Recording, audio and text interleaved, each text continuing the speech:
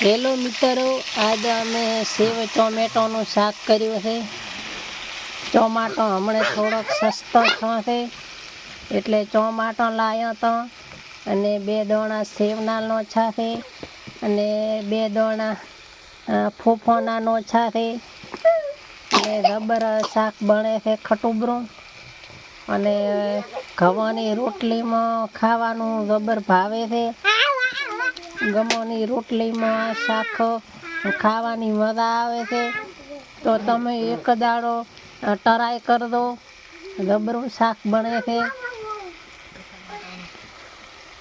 ટોમેટોનું બટાકોનું rubber શાક બને છે. 2 ફળીઓ મરચાંની નાખ દો.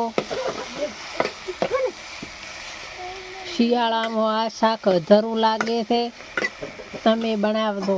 અમે બનાવ્યું હતું.